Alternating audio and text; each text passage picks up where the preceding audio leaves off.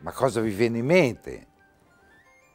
Che cosa non viene in mente? Perché a voi le cose non vengono in mente. Il giorno buono per voi sarà quello in cui le cose vi vengono in mente.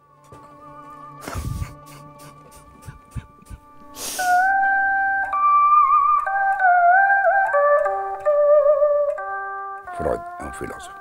Il primo filosofo di una nuova razza, poiché la parola razza oggi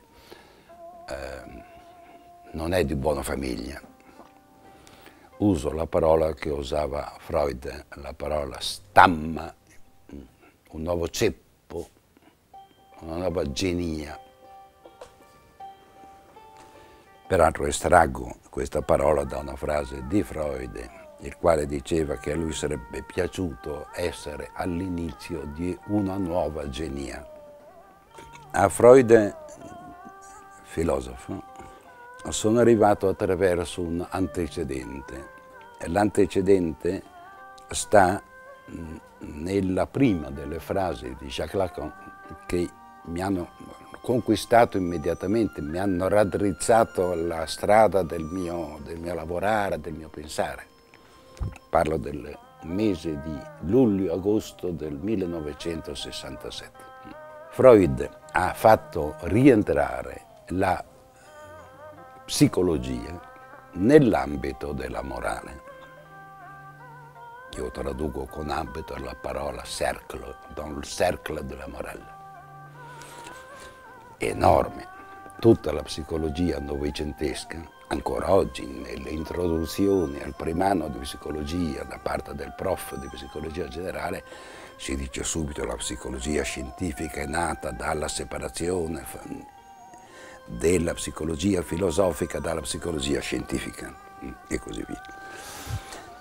La rivoluzione è di Freud che addirittura riporta la psicologia nell'ambito anzitutto della morale. Questa distinzione fra psicologia come pensiero, come ho detto prima, e psicologia scientifica corrispondeva e continua a corrispondere molto bene all'antica distinzione romanistica divide et impera.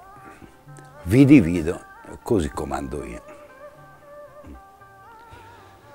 In fondo è una dottrina governativa da parte di un cattivo governo. Ma era solo il penultimo passo per arrivare a Freud filosofo, ossia esercitante il pensiero di ognuno a partire dal bambino.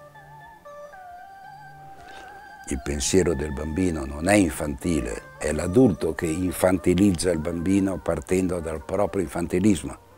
E l'infantilismo dell'adulto consiste tutto in questo, nel pensare male dell'infanzia o nel pensare l'infanzia come minore formalmente parlando o minore nei propri atti di pensiero.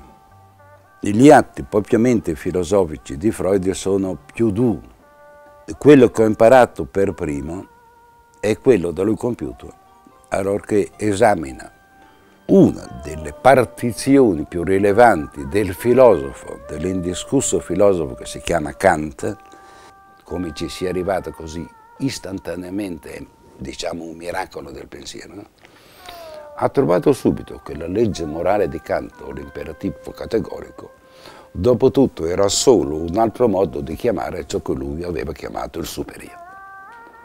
Atto filosofico da parte di Freud che più non si potrebbe ha compiuto un atto filosofico né più né meno di quello che era stato compiuto da Immanuel Kant. Il secondo atto filosofico di Freud è compiuto su quello che è dato come il moderno tra i moderni, Cartesio. Cartesio,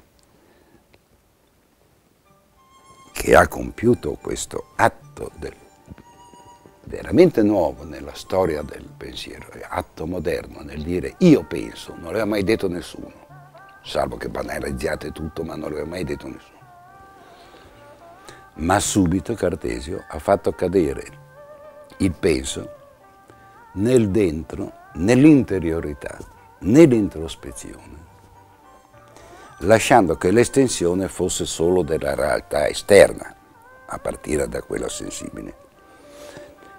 Freud ha detto che il pensiero, altro atto filosofico non cartesiano, correttivo di Cartesio, ma ovviamente allo stesso livello dell'atto di Cartesio, ha detto che il pensiero è esteso, né più né meno che la realtà esterna.